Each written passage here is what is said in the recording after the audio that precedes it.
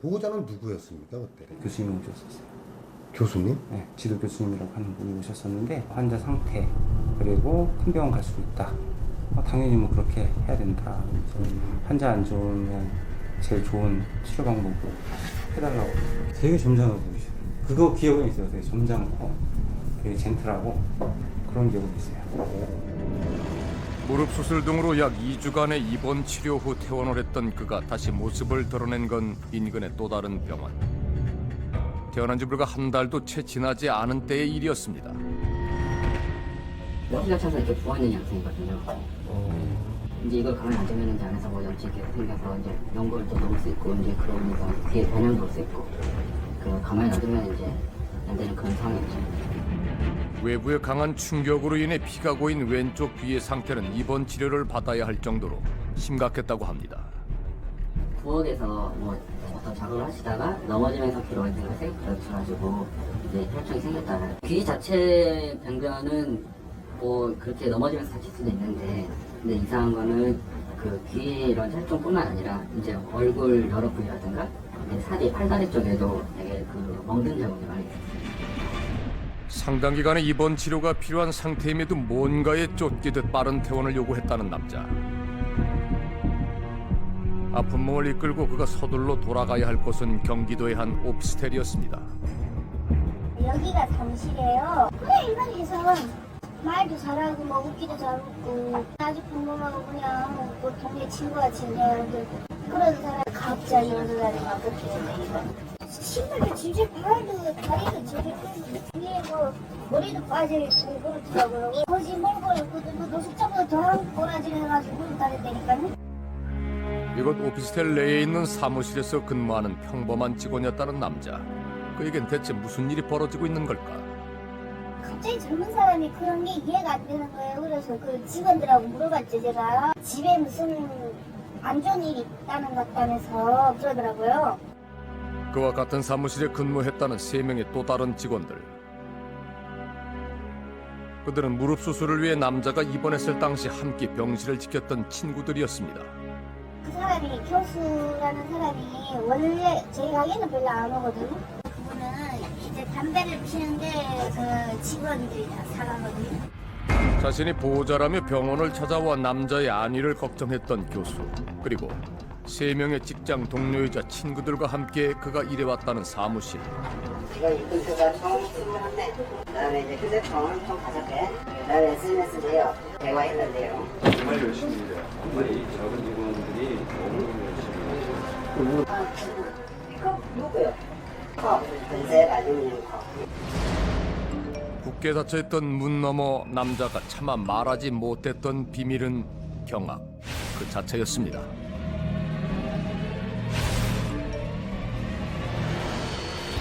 일을 잘 못한다는 이유로 제자를 때리고 가혹행위를 한 대학 교수가 구속됐습니다. 제자의 손발을 묶고 얼굴에 비닐을 씌운 채 40여 차례 호신용 스프레이를 얼굴에 뿌리고 심지어 인분도 10여 차례 먹인 혐의를 받고 있습니다. 지난 3년간 학교 제자이자 자신이 운영하고 있는 사무실 직원인 강 씨에게 차마 입에 담기조차 힘든 엽기적 가혹행위를 일삼아온 일명 인분 교수. 우리를 더욱 경악해 한 것은 교수의 가혹행위에 3명의 직원들 또한 이에 가담했다는 사실이었습니다. 그런데 이 사건이 가해자나 피해자나 도대체 어떤 이유에서 이 사건이 발생했는지 명확히 말을 못해요. 조사를 아무리 해봐도 정말 뚜렷한 이유가 없습니다. 그들 사이에 왜 이런 참혹한 일이 벌어지게 됐는지 교수는 물론 이에 가담했던 3명의 직원들 피해자조차도 명확하게 설명하지 못하고 있다는 겁니다. 이게 발생된 것은 단순하게 그 일을 못 한다고 낙오라는 정도의 수준의 폭력에서 점진적으로 발전돼 갔어요. 정말 누구나 쉽게 믿기 어려울 거예요. 진짜 나도 안 믿었어. 분명히 맞잖아. 지난 5월 죽을 각오로 그들로부터의 탈출을 계획하고 또 실행에 옮겼다는 피해자 강 씨. 이게 만약에 조금만 더 염증이 심했으면은 그러니까 뼈까지 퍼졌으면 오른쪽 다리 잘릴 뻔했었고 무릎도 조금만 늦었으면은 왼쪽 다리 잘릴 뻔했었고요.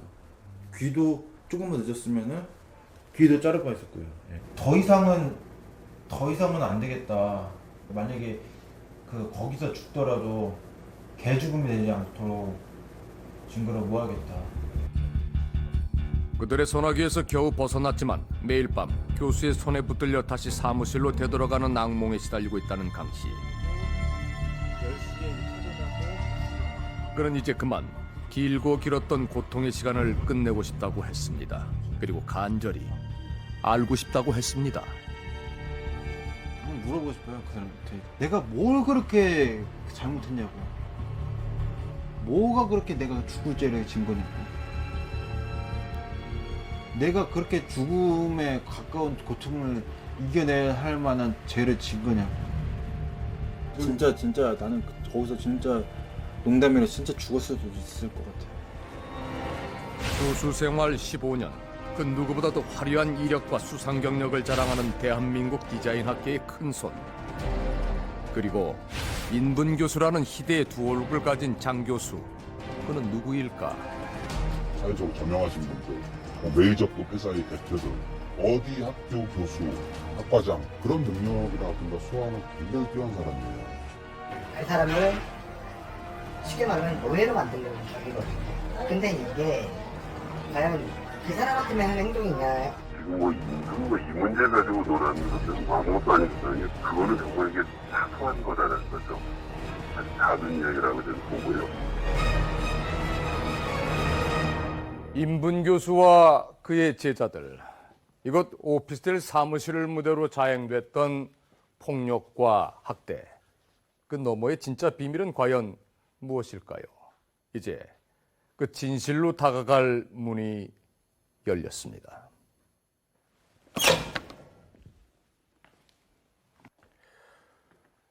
지금 제가 들어온 이곳은 인분 교수와 4명의 제자들이 함께 일을 해온 오피스텔 사무실을 그대로 재현해낸 세트입니다. 겉으로 보기에는 여느 평범한 사무실과 다를 바 없어 보이는 이곳에서 벌어진 일은 충격을 넘어 그야말로 엽기 그 자체였습니다.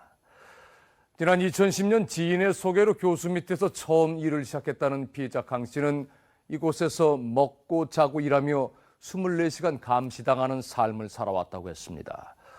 허벅지 피부가 괴사된 것도, 얼굴에 2도 화상을 입고 귀에 연골이 녹아내릴 정도의 부상을 입은 것도 사고가 아닌 의도된 폭력과 학대 때문이었습니다. 그 가운데서도 가장 충격적인 것은 피해자에게 인분을 먹이는 행위까지 이루어졌다는 사실입니다. 원시 미개 사회에서도 그 유래를 찾아보기 힘든 엽기적인 일이 오늘 우리가 살고 있는 이 대한민국에서 일어난 겁니다. 사람이 사람에게 인분을 먹이는 이토록 비정상적인 일이 독재 정권 시대 고문실도 아니고 그렇다고 폐쇄적이고 철저히 계급화된 군대도 아닌 어떻게 저런 평범한 사무실에서 일어날 수 있었던 걸까요? 피해자는 미성년자도 유약한 노인도 아닌 30살의 건장한 청년이었습니다. 언제든 문을 박차고 나가 도움을 청하거나 그것이 여의치 않았다면 가지고 있던 휴대전화로라도 외부의 누군가에게 도움을 청할 수도 있었을 겁니다. 심지어 이 오피스텔 사무실 바로 옆에는 버젓이 경찰서까지 위치해 있었습니다. 그는 왜 무려 3년이라는 시간 동안 이곳을 벗어나지 못했던 걸까요? 피해자가 그들의 악행을 입증하기 위해 힘겹게 모았다며 우리에게 건네준 이 증거자료, 여기에 그 비밀을 풀 열쇠가 숨어있지는 않을까요? 지금부터 이 안에 있는 내용들을 자세히 살펴보도록 하겠습니다.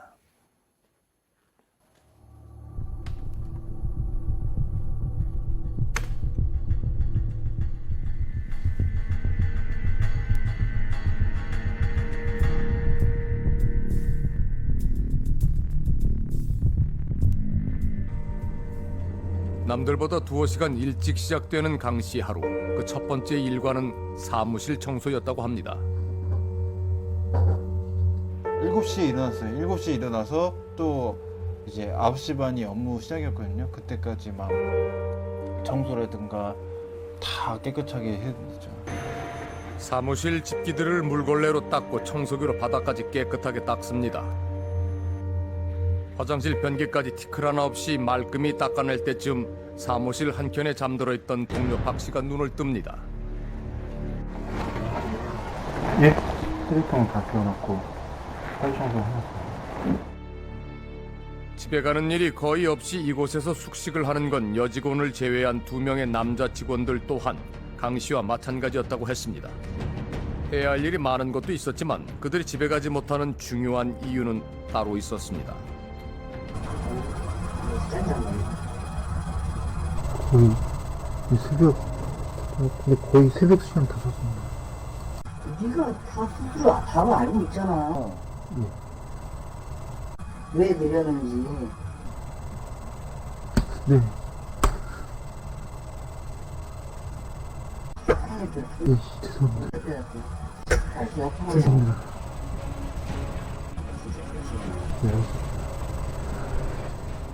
바로 24시간 피해자 강 씨의 곁에서 일거수일투족을 감시하는 일이었습니다.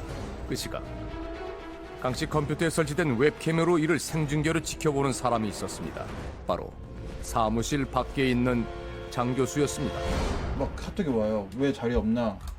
빨래 널고 있었습니다. 그러면 그럼 그렇게 빨래 널고 있다 보고를 해야지 왜 안 하냐고 또 뭐라 그래요. 그러니까 항상 캠 앞에 있어야 되니까. 잠시라도 자리를 비우거나 마음에 들지 않는 구석이 발견되면 어김없이 문자 메시지로 불호령이 떨어졌습니다.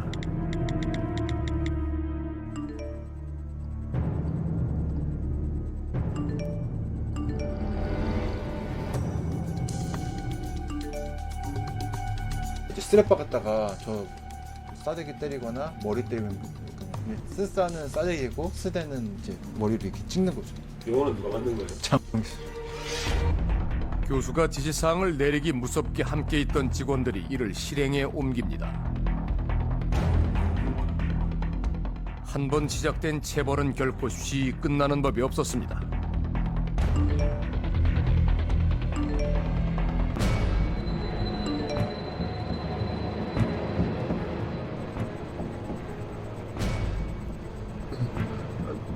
제가 하는 짓은 굉장히 한시스럽고 바보 같은 행동들을 많이 있었고.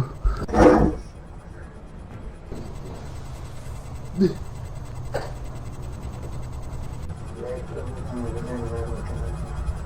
네.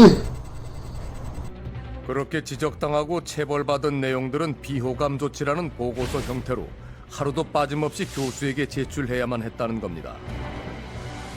요새 벌 쓰고 한 것으로 인해 몸이 힘들어 바닥에 쭈그려 있었고 이에 오해받을 듯하여 비호감은 샀음.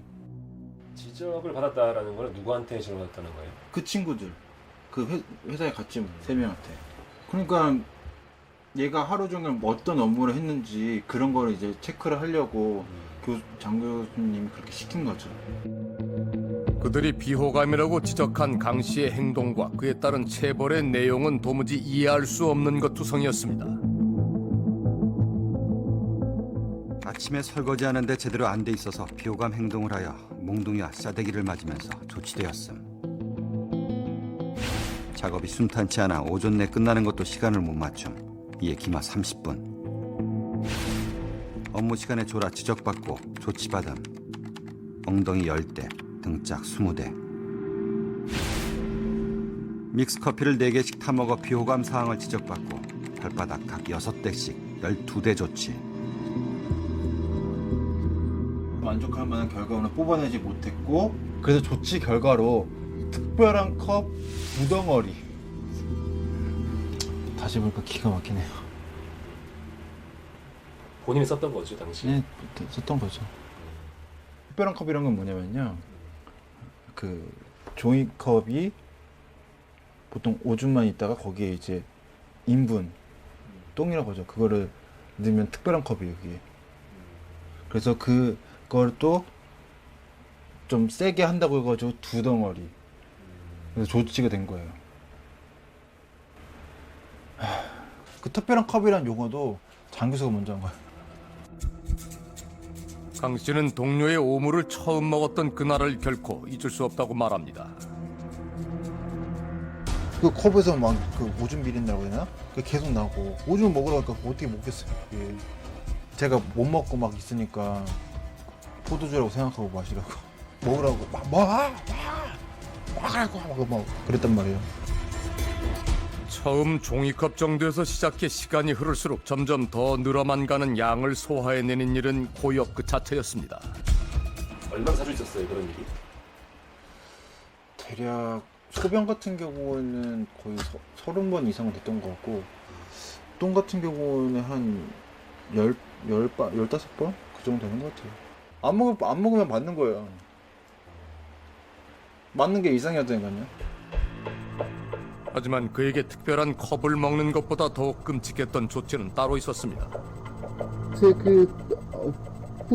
뿌리 깊은 그 수정 때문에 아직 바뀌지 않았기 때문에 그 비호감을 이렇게 찾고 있었습니다. 그렇지만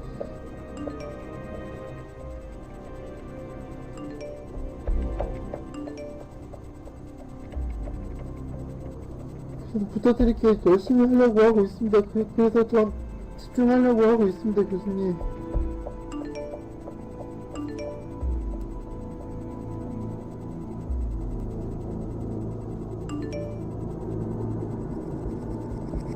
아닙니다, 교수님. 제가 깠으면 해주시지 말아주십시오. 제가 깠으면. 그것은 그들 사이에서 일명 가스라 일컬어지던 비호감 조치였습니다.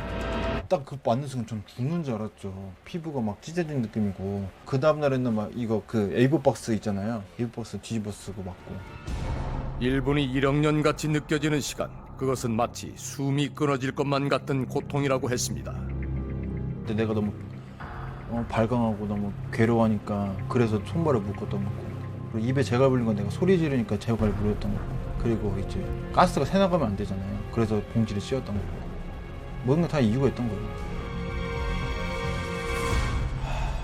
저 멈출까요? 오랜 시간 담담히 자신이 겪은 일을 설명해 나가던 강 씨의 말문이 잠시 막힙니다. 뭐라고 표현할지 모르겠는데 그러니까 적당한 말은 생각 안 해요. 그러니까 이 기분이 굉장히 좀 오묘해가지고 그러네요. 애써 외면하고 있는 그날들의 고통을 몸은 기억하고 있는 걸까? 제가 깠으면.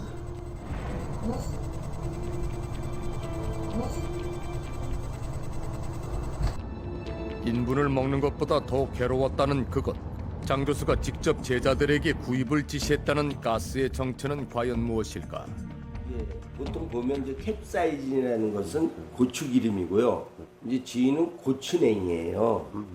그 원액이란 말이에요. 그 캡사이신의 한 8배? 그래요? 예, 8배가 이게 독해요. 그것은 고추냉이 원액을 농축해 만든 초강력 호신용 스프레이였습니다. 캡사이신의 무려 8배에 달한다는 용액. 우리 몸에 미치는 자극은 과연 어느 정도일까? 이게 제 손이에요. 제가 이렇게 뿌리잖아요. 아이고 지금 냄새가 지금. 아니 맡아보시라는 거예요 지금. 제 얘기는. 아우. 아우 손도 맵네.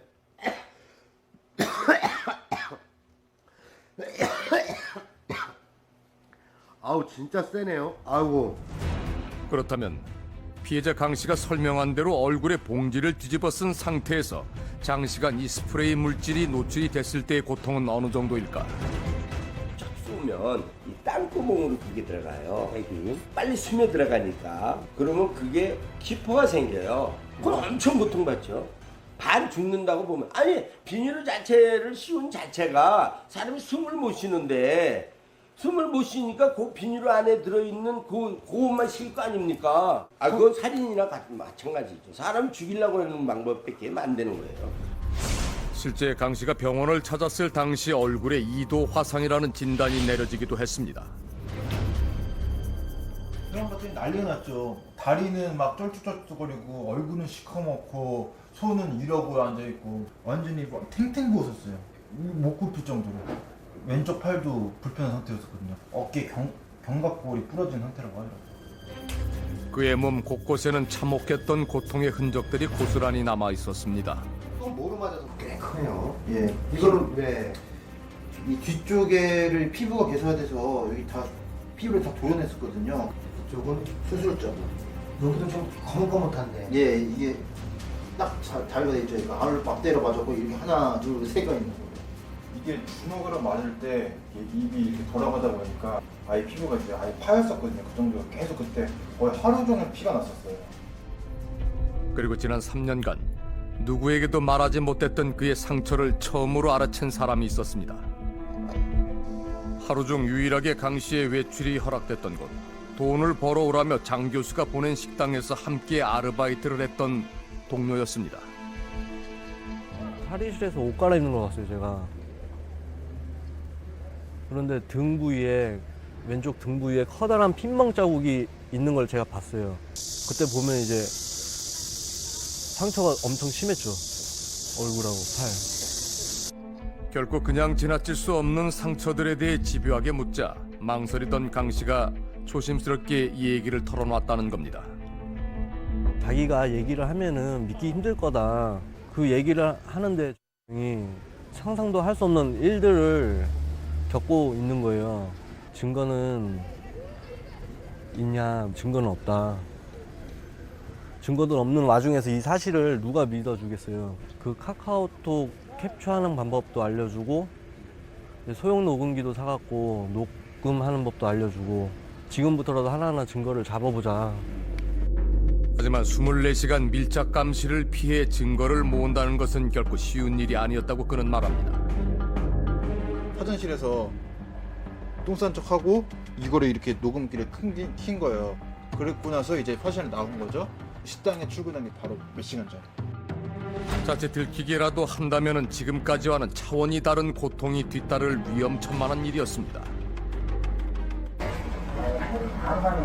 예? 아니, 근데 그 책상 안에 섞여 있었습니다.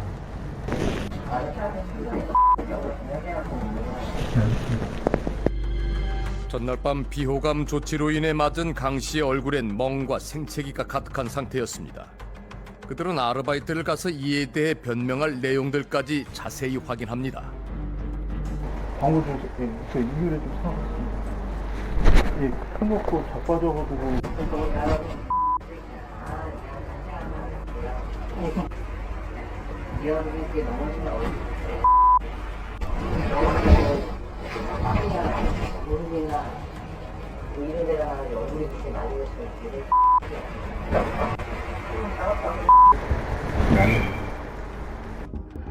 사무실 안에서의 모든 일은 늘 그렇듯 장 교수에게 일일이 보고되고 있었습니다.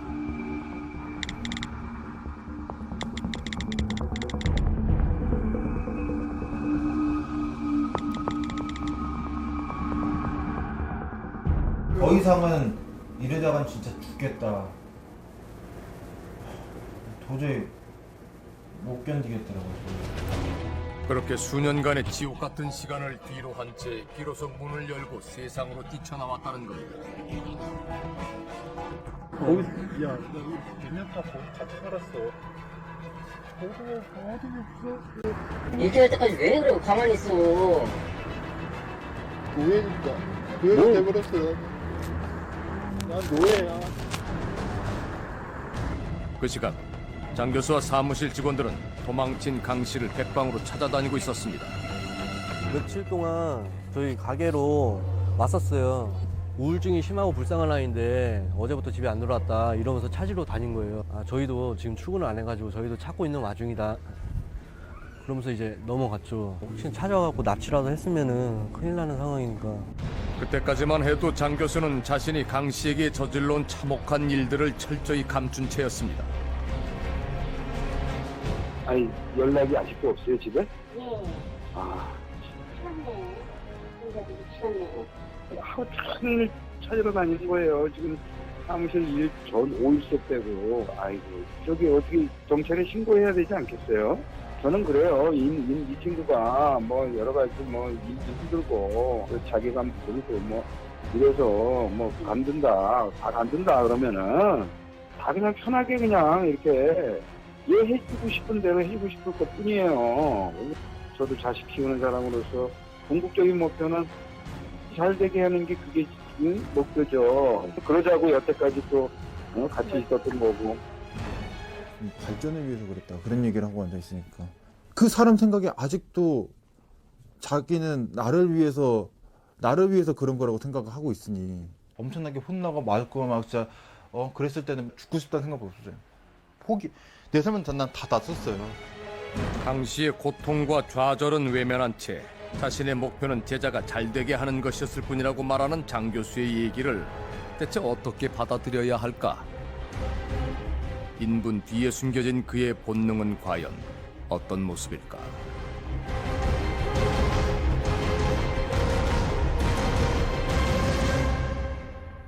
지금까지 여러분이 보신 이 안에서의 일들은 피해자 강 씨가 제공한 9시간 분량의 녹화 영상과 녹취 파일, 이른바 비호감 조치라 불렀던 보고서, 그리고 장 교수가 보낸 SNS 메시지를 바탕으로 재구성한 내용입니다. 여러분이 만약에 이와 같은 상황에 놓였다면 어떤 선택을 했을 거라고 생각을 하십니까? 피해자 강 씨를 직접 상담하고 인성검사 등을 진행한 정신과 전문의는 그가 현재 심각한 외상 후 스트레스 장애를 겪고 있으며 특히 굉장한 무기력감을 느끼고 있다고 진단을 했습니다. 그것은 오랜 시간 자신의 일거수일투족을 감시 통제당하고 학대받는 삶을 살아오는 과정을 통해 형성된 학습된 무기력에서 비롯된 것이라고 설명을 했습니다. 그러니까 피해자는 이곳에서 두려움과 무기력에 스스로 감금됐던 겁니다. 강 씨가 도망친 직후 그의 가족들에게 제자의 안위를 걱정하는 스승의 모습을 연기했던 장 교수. 그는 SNS 메시지 등 범죄의 증거를 인멸하기 위해 피해자가 사무실에 두고 간 휴대전화를 부수고 자신과 다른 직원들의 휴대폰까지도 새 것으로 바꾸는 치밀함을 보이기도 했습니다. 한 명의 제자를 노예로 만들고 또 다른 제자들을 범죄의 동조자로 자신의 수석처럼 부려온 장 교수. 그는 일부 사람들이 얘기하는 것처럼 희대의 사이코패스인 걸까요? 장 교수, 그에 대해 좀 더 깊이 알아봐야겠습니다.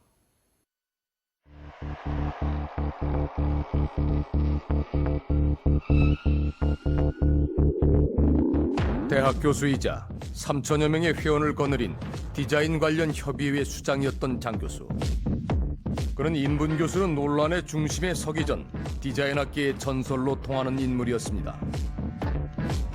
대외적인 모습적으로 되게 상당히 매력이 있었고 좀 호탕한 사람으로 느껴졌죠. 영웅으로 장미 같아요.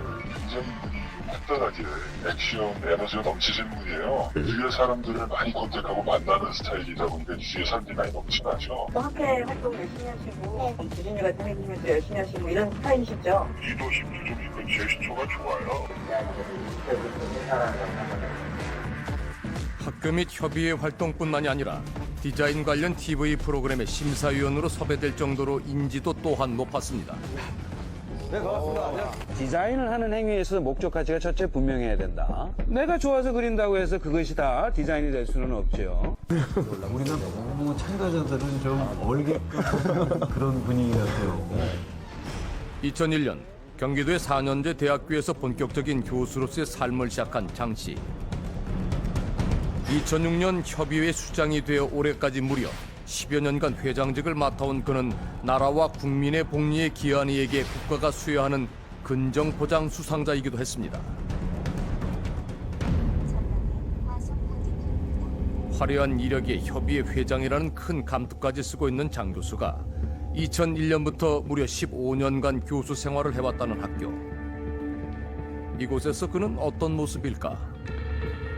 근데 저희는 원래 그런 분이 아닌 건 알고 있는데 원래 그러시는 분 같은데 학교에서는.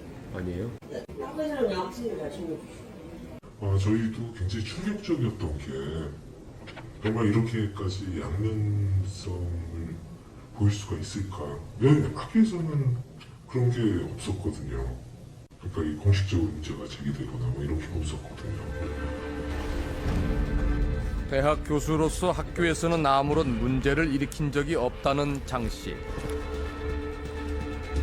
실력 면에서나 평가 면에서나 깨어난 듯 보이는 그의 모습에서 인분 교수의 흔적은 쉽게 찾아볼 수 없었습니다. 우리가 그를 알기 전 과거의 장 교수는 어떤 인물이었을까? 우린 장 교수의 다른 모습에 대해 알고 있는 사람들의 제보를 기다려보기로 했습니다. 그리고 그를 안다는 제보자들로부터 하나, 둘 연락이 오기 시작했습니다. 연락드린 이유는 네. 이 사람이 괜히 정신병자로 뭐 소시오패스로 이렇게 넘어가는 건 아니다 생각이 돼서 네네. 굉장히 상습적이었던 사람이고 그런 뭐 폭행이나 뭐 이런 것들이 일부분 암암리에 알고 있었던 사람이 있겠다고 생각해. 다만 그냥 눈 감고 넘어갔다 이런 정도. 우린 현재 대학 교수라는 그에게 정식 인터뷰를 요청했지만 불가능했습니다.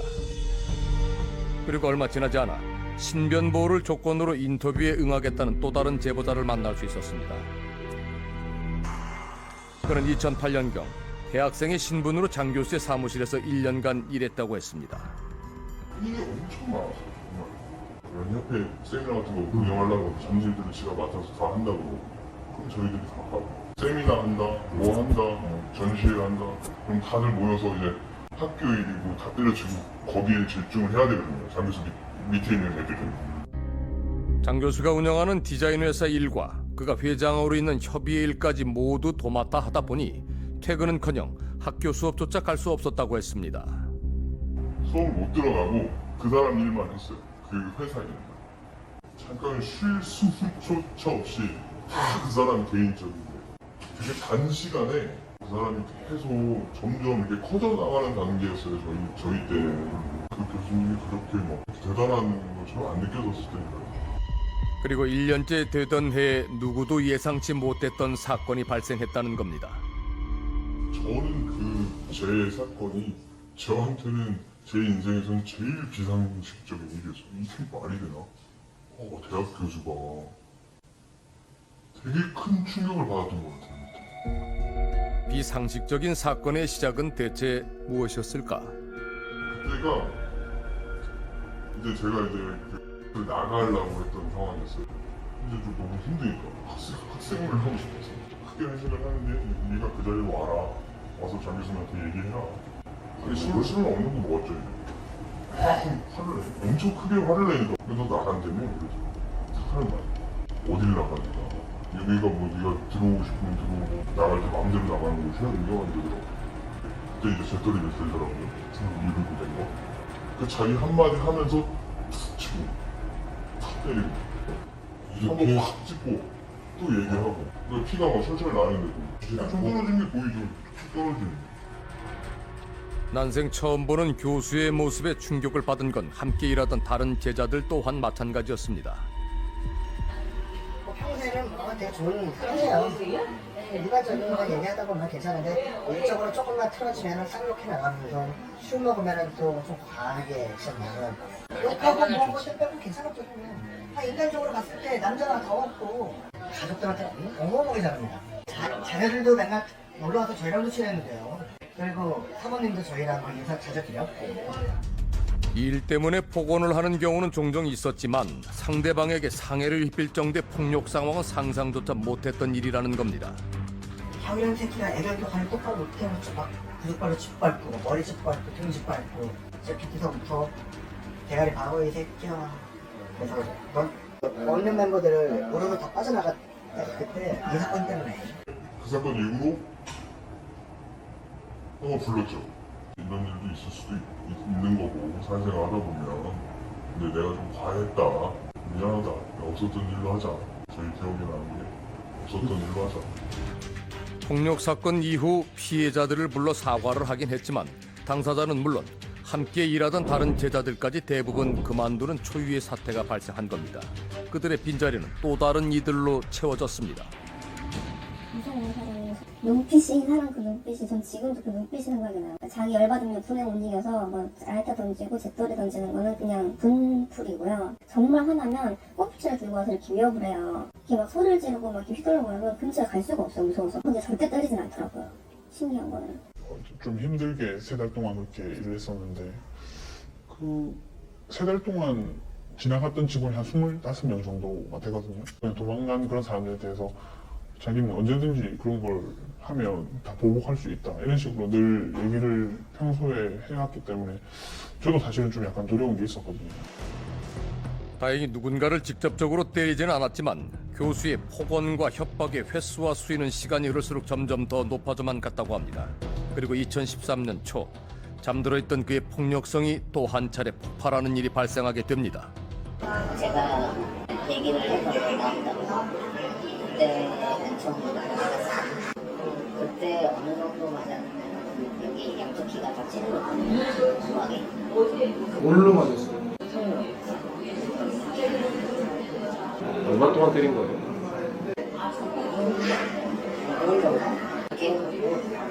정신이 없었고요.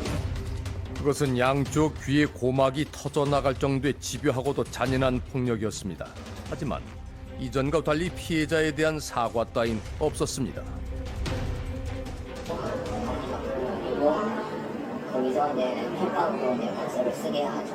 문서를 쓰고 말도 안 되는 걸로 뭐 소문만 발생했다 너 처음 들어올 때 뭐 배분당한 생각으로 하지 않았냐. 근데 월급을 왜 받았냐. 받은 때는 하라고. 폭행당한 직후 변호사 사무실까지 끌려갔다는 남자. 회사에 끼친 손해를 배상하겠다는 무려 1,000만 원짜리 각서를 쓰고 나서야 겨우 그것을 빠져나올 수 있었다는 겁니다. 그런데 그는 도무지 이해되지 않는 것이 하나 있다고 했습니다. 자신 또한 교수 밑에서 일해봤고 폭행까지 당해봤지만 인분을 먹일 정도까지는 아니었다는 겁니다. 있으니까 인분도 먹이고 막 그랬다고 하는데 그거까지는 아니었거든요. 야구 방망이로 때리고 막 그랬다고. 근데 그 정도까지는 그래요? 엽기 수준에 달하는 교수의 행동이 이해되지 않는 건 다른 제자들 또한 마찬가지라고 했습니다. 이해가 안 됐어요. 거짓게 터졌구나라고 생각을 했는데 내용을 보고 미쳤나 이런 생각을 했어요. 이게 완전히 더 또라이가 됐구나. 저는 다 거짓말인 줄 알았어요. 왜냐하면 그건 진짜 상상도 못하니까. 진짜 그렇게 만든 그 사람이 대단한 거죠. 히틀러 같은 거 아니에요. 같이 일한 제자들마저도 이해하지 못하는 교수의 가혹행위. 그 시작과 이유는 대체 무엇이었을까? 이를 가장 잘 알고 있을 단 한 사람. 우리는 교수에게 접견을 신청했습니다. 여기 가족 이해는 연애 안 한다고 하니까 돌아가십시오. 가족 이해는 안 네, 한다고요? 아무도 안 한대요. 가족 이해는 면회를 하지 않겠다고 돌아가십시오. 그는 현재 외부인과의 접촉을 철저히 피하고 있었습니다. 신체적 폭력에서 시작된 교수의 가혹행위는 인분을 먹이고 또 숨이 끊어질 듯한 고통을 주는 가스 고문으로까지 이어지면서 시간을 거듭할수록 진화하고 있었습니다. 대체 어떤 심리 상태에서 이러한 엽기적 형태의 가혹행위로의 진화가 가능한 걸까? 우리는 사회 및 범죄 심리 전문가와 함께 이에 대해 분석해 보기로 했습니다. 이 사건에 있어서 무엇이 촉발을 했느냐, 그건 정확하게 가늠하기는 어렵습니다. 하지만 이미 장 교수에게는 개인적인 그런 인성의 문제가 대단히 심각하게 자리 잡고 있었고요. 신체적인 폭력의 끝단까지 갔고 피부가 괴사될 정도까지 갔고 폭력행위를 함으로써 자신들의 그런 공격 욕구 이런 부분들은 이미 충족될 때도 충족된 상태로 보이거든요. 그 다음부터 나타나는 현상은 대단히 차분한 계획적이고 냉정하고 침착한 형태 그리고 상당히 많은 고안, 상상, 어떤 인지적인 작용에 의해서 장 교수의 학대 방식이 바뀌기 시작한 시점은 허벅지가 괴사되고 무릎 수술을 받는 등 피해자의 건강 상태가 급격히 악화된 시기와 일치합니다. 본인들은 전문가가 아니란 말이에요. 사람의 신체나 고통이나 또는 생명 유지와 관련된 전문성은 전혀 없거든요. 그런데 상대방은 피해자는 어떤 행동도 수용하고 수긍할 수 있는 상태가 되어 있는 상태이고 그래서 상대방에게 도저히 보통 사람이라면 현대 사회에서 할 수 없는 것을 자기가 함으로써 그런 행위를 통해서 상대방이 그런 고통과 정신적인 괴로움들을 감수해내는 그 모습을 보면서 짜릿한 쾌감을 느꼈을 가능성이 있는 거죠. 장 교수와의 상담 분석 등이 불가능한 상황에서 신체 폭력과 인분행위 사이의 간극을 다 설명할 수는 없지만 한 가지만큼은 분명하다고 전문가는 지적합니다. 나름 그 자신만의 정당성, 그러니까 좀 왜곡되어 있기는 하겠지만 자신만의 정당성이죠. 내가 너네들을 잘 가르쳐서 제대로 된 전문가로 키워낼 거다. 그러니까 너네들은 내가 하는 이런 부분에 대해서는 당연히 받아들여라. 너네들이 당하는 이 정도의 수모나 이것들은 아무것도 아니다라고 그렇게 이제 세뇌를 시키는 거죠. 그래서 이런 사람에게 누군가에게 길을 주고 누군가의 미래를 제시하는 그런 권력과 칼을 줬다라는 거죠. 이런 민성숙자에게 그 사람이 칼을 휘두르면 누군가는 반드시 다칠 수밖에 없는 상황. 강 씨는 교수가 인분과 가스, 그 다음 단계를 이미 계획하고 있었다고 말합니다. 어떤 분은 막 이거 갖다 고문이라고 하시잖아요. 진짜 고문은 근데 못 당했어요. 제가 원래 막 전기 충격까지 한다고 했어요. 너 전기 충격 받으면 어떻게 되는지 아니에요, 그죠? 잘 모르겠습니다 하니까 전기 충격기 하면은 사람 오줌도 싸. 너 내 지금 그거 할까 말까 생각 중이야. 지금 생각해서는 만약에 전기 충격기 있었으면 진짜 진짜 거기까지 안 갔으니까 내가 지금 이렇게 외상으로만 이렇게 남아있지.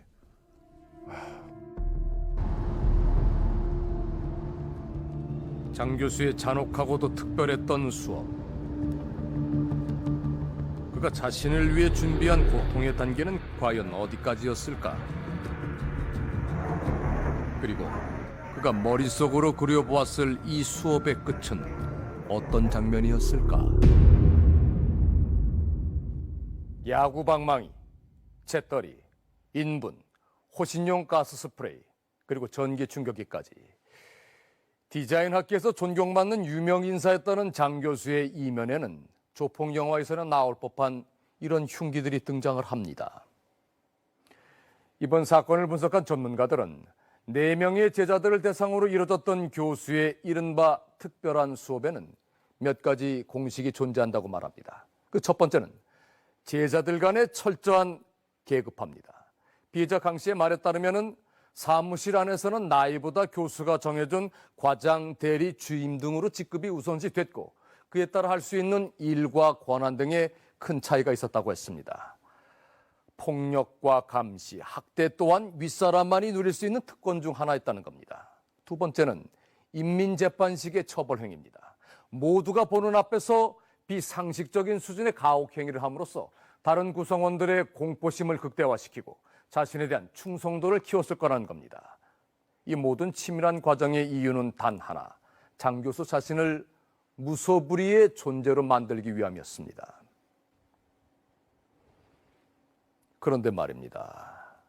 장 교수가 아무리 이처럼 교묘한 덫을 만들어 놨다 하더라도 어떻게 다른 평범한 제자들이 피해자의 고통을 외면한 채 그토록 오랜 시간 가해자로서 학대 행위에 동참할 수 있었는지 선뜻 이해가 되지 않습니다. 그리고 이 모든 엽기적인 행위들을 제자를 위한 것이었다고 설명했다는 장 교수. 그의 진심은 대체 어떤 것일까요? 피해자만큼이나 우리 또한 그의 대답이 몹시 알고 싶어졌습니다.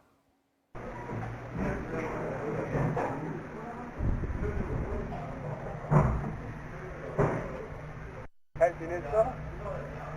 잘 지냈어? 네. 괜찮아 요즘은? 마음 좀 편해졌어? 건강은? 괜찮아요. 얼굴 그래도 많이 좋아져서 다행이다. 몇 개를 물어보고 싶었어요. 제가 그렇게 잘못했나요? 네가 그 시간 동안에 너무 잘못된 악연이었어. 많이 반성하고 많이 미안하다. 근데 아직까지도 전 믿지 못한 게 아직까지도 그런다면서요. 근데 발전을 위해서 그런 거라고. 내가 너한테 뭐를 더 거짓말을 하고 뭐를 더 하겠니? 너도 알잖아. 나 직장 다 파면되고 연금까지도 다 파면된 거 알잖아. 모든 명예 다 추락되고 이 세상에서 살 수 없는 거 알잖아. 우리 엄마가 뭔죄예요? 나는 교수님만 그렇게 악연에 있다 치를 우리 엄마는 뭔죄예요? 서로 평생 상처만 안고 이게 뭐야 이게? 우리 사랑하고 만났자니. 너 좋은 여자 만나서 가정 잘 꾸리고 직장생활 잘하고 건강하게 살아. 어차피 그렇게 되는 게 내 꿈이었고 바람이었어. 야, 표시해 주시기 바랍니다. 마지막 순간까지도 자신의 바람은 제자가 잘 되는 것뿐이었다고 말하는 장 교수. 강 씨의 가족들은 그의 눈물 그리고 미안하다는 말을 결코 믿을 수 없다고 말합니다. 애부터 막 나오니까 울고 앉아서 울고 앉아있더라고. 잘못했다고 빌면서 조금 있으면 들어간다고, 구속하러 들어간다고 그러더라고. 그래서 자기가 뭔가가 쉬었나 보대. 장 교수가 용서를 빌겠다며 강 씨의 집으로 찾아온 것은 구속되기 바로 전인 7월 초의 일이었다고 합니다. 혼자가 아니었습니다.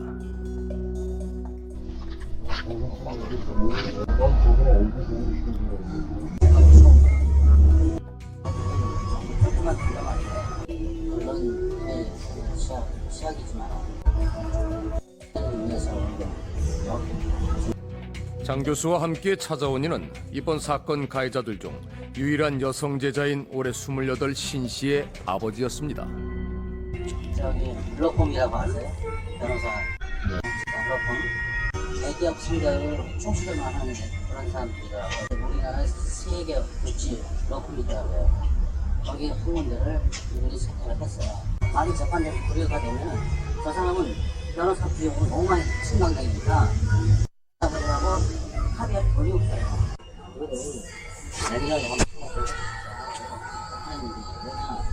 사실은 정신 못 차리고 있잖아. 아직은 방송 못하고. 말로는 방송한다고 그래요. 말로는. 이 머리는 그게 안 되는 거지. 진정한 사과 이전에 거액의 합의금을 제시한 장 교수만큼이나 용서할 수 없는 이들은 또 있다고 했습니다. 교수가 이제 주된 역할을 했는데 장 교수 지시를 받아서 그거를 수행한 사람들이 3명이거든요 지금. 같이 동조자들 3명이. 그때 쟤를 데리고 내려왔으면 지금 이 지금까지 안 했을 텐데. 바로 교수의 가혹행위에 동조했던 3명의 제자들이었습니다. 우린 먼저 이들 중 유일하게 불구속 상태에 있는 여제자 신 씨와의 만남을 시도했습니다. 계세요. 혹 그녀의 아버지와는 연락이 닿지 않을까. 몇 차례에 걸쳐 만남을 시도했지만 끝내 그들을 만날 수 없었습니다. 현재 교수와 함께 구치소에 수감 중인 제자 2명에게도 각각 접견을 신청했지만 역시나 돌아오는 대답은 거절이었습니다. 우리는 설득 끝에 어렵게 현재 구속 중에 있는 교수의 제자 중 1명의 가족을 만날 수 있었습니다. 그들 또한 심한 충격에 빠져 있다고 했습니다. 유치장에서 면회를 갔어요. 가서 들어갔더니 한참 더 말을 못하지만은 지금에 생각해보면은 자기도 제정신이 아니고 그러더라고요. 말을 지금 못 하더라고요. 그 소관에서 어떻게 이렇게 지내길래 이렇게 시키는 대로 다 했는지를.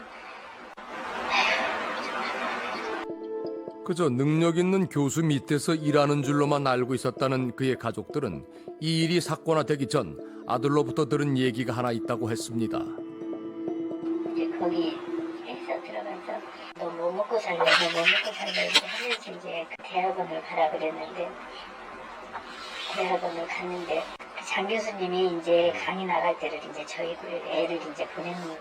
그러니까 강의 나가면서 가르쳐 보니까 아 이게 바람도 있고 자기한테 좀 이게 가는 길인가 보다. 교수가 될 수 있는가 보다. 그렇게 했던 것 같아요. 교수를 만들어주겠다는 말은 그가 늘 입버릇처럼 하던 얘기였다고 강 씨는 말합니다. 아무것도 아닌 사람은 막 시간 강사도 막 해가지고 결국에는 교수를 만드는 거예요. 그런 식으로 교수를 만드는 경우가 누구 있냐면 대학교의 교수님, 대의 교수님.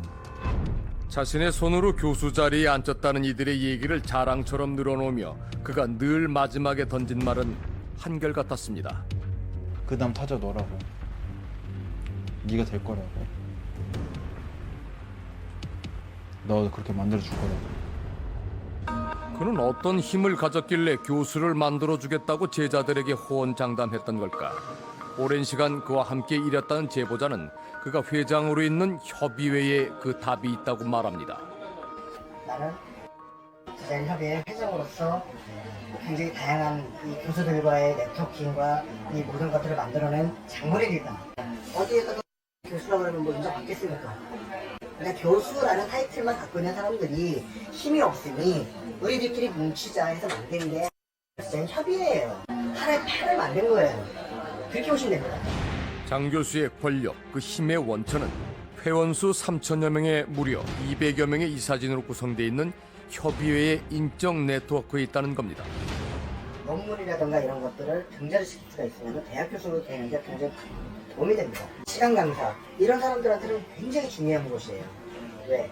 논문이 등재가 되면 그거는 어느 학교든 이제 교수를 뽑는다 그러면은 이력이 돼버리고 교수들 같은 경우 이 양반이 뭐 임원들을 만들어놨으니까 그냥 이 사람들 뭐 수고비 주고서는 일시적 갖고 등재되는 거고 교수들 사이에서 굉장히 각광받는 교수가 된 거고 인기가 있는 굉장히 중요한 역할을 하는 교수가 된 거고 합법과 불법 사이를 오가며 누구도 함부로 넘볼 수 없는 강력한 권력이란 무기를 손에 쥔 장 교수는 이를 거침없이 휘두르기 시작했다고 합니다.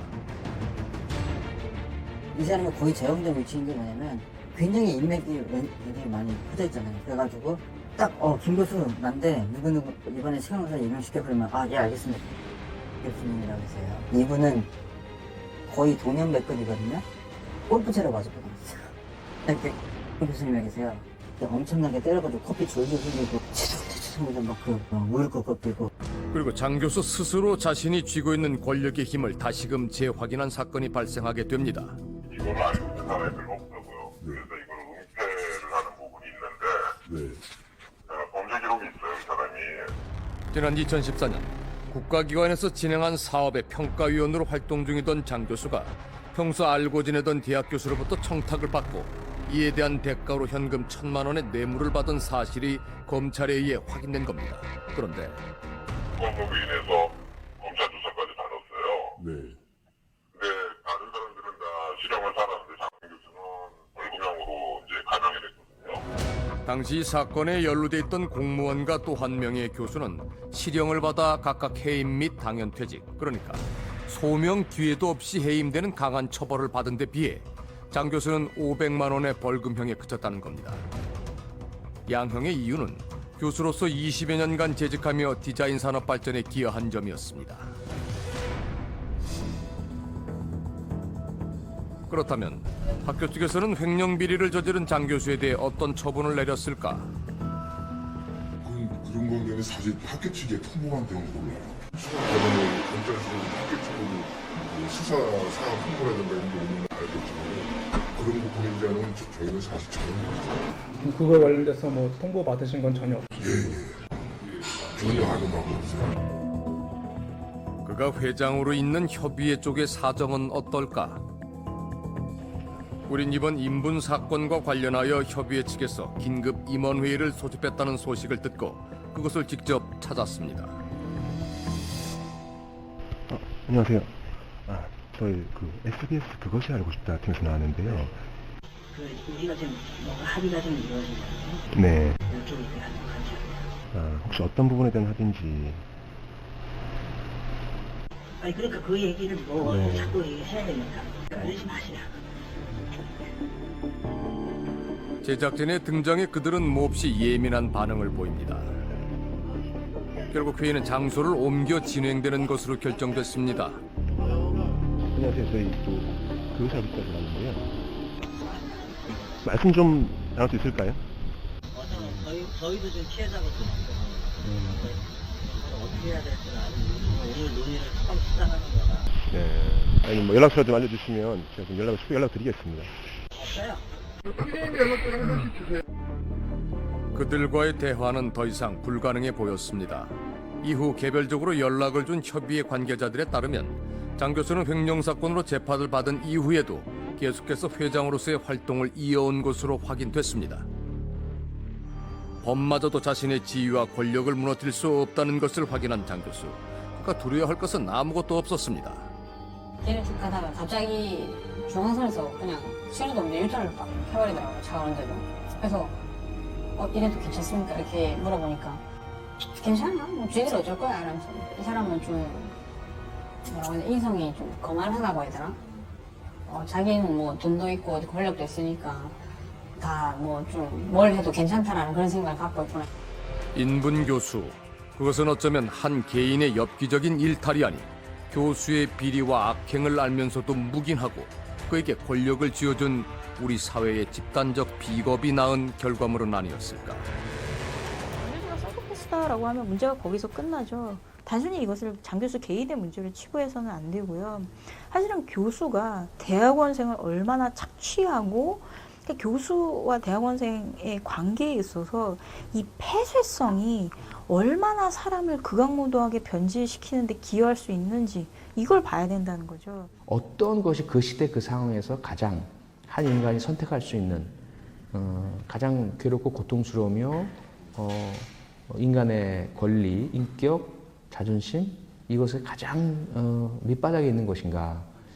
그게 지금 이번 우리 시대에서는 아마 인분이라고 볼 수 있을 거예요. 취재 과정에서 우리가 만났던 장 교수의 특별한 수업을 함께했던 제자들은 대부분 디자인 일을 그만둔 상태였습니다. 그 일을 잘하고 나서 저는 학교를 그만뒀거든요. 결국 졸업을 안 했거든요. 제 개인적인 일도 있었지만은 일단은 학교에 버틸 자신이 없었어요. 그 사건 이후로 이 사람이 내 전임 교수인데 얘가 나를 잘 봐줄까? 졸업 안 시켜주겠다. 혹된 말로. 약간 사실 모르겠어요. 그 교수라는 건의가 사회적으로 제가 이거 아무것도 아닌 사람인데 그때는 되게 그런 게 느껴졌던 것 같아요. 자신의 청춘을 바쳤던 곳. 그 안에서 장 교수가 들려준 꿈은 너무나도 달콤하고 또 잔인했습니다. 이 사람은 되게 막 우리가 최고다. 니들은 뭐 나가서 한 자리 꿰찰 수 있다 항상. 아 나도 교수랑 한번 해볼까? 이런 생각을 자꾸 꿈꾸게 돼요. 그 사람 밑에 있습니다. 아 그래서 버티면 되겠구나. 그게 웃긴 거죠. 그러니까 처음에 딱 들었을 때 미안했었어요. 아 그때 우리가 좀 더 빨리 우리가 대든한데 좀 고소를 해버릴 거거든요. 어떻게 이렇게 됐는지. 어릴 적부터 그림 그리기를 참으로 좋아했던 소년. 넉넉지 않은 가정 형편에도 자신의 꿈을 잃지 않으려 애써왔던 지난 날이었습니다. 그는 지금 길을 잃었습니다. 저는 20대가 그 꿈밖에 없어요. 나는 99%가 그 꿈이었어요. 진짜 여태까지 진짜 큰 광활한 곳에 점 하나를 보면서 달려왔었어요. 보일락 말락하는 점 하나를 잡고 싶어가지고 그 점을 내가 손아귀에 넣고 싶어서. 근데 그렇게 하려고 발버둥 치다가 그 점이 사라져 버렸어요. 나는 어디로 가야 되지? 나 뭐 해야 되지? 또 지금 이걸 다시 잡으려고 해도 할 용기도 안 생기지. 그 꿈이 날아가 버린 난 뭐 해야 되냐고. 시간을 되돌리고 싶어요. 많이 되돌릴 수 있다면. 답답해 미치겠어요. 취재 과정에서 우리가 접촉했던 수십여 명의 디자인계 쪽 교수들과 관계자들은 상당수 장 교수의 폭행과 비행에 대해 이미 오래전부터 알고 있었던 일이며 언젠가는 터질 시한폭탄이나 다름없는 존재였다고 했습니다. 또한 이번 인분 사건 외에도 비리와 횡령, 그 밖에 확인이 필요한 혐의들이 상당수 존재한다고도 했습니다. 우리는 그에 대한 자세한 취재를 위해 정식 인터뷰를 요청했지만은 그들은 익명으로라도 카메라 앞에 서는 것을 극구 거부했습니다. 비록 장 교수가 피고인 신분을 구치소에 수감 중이긴 하지만 그의 세력들은 여전히 건재하며 지금은 떠들썩하더라도 시간이 지나면 정식 재판에서는 적은 형을 선고받고 다시 디자인계에 복귀해 이를 보복할 가능성이 매우 높기 때문이라는 겁니다. 인분 교수라는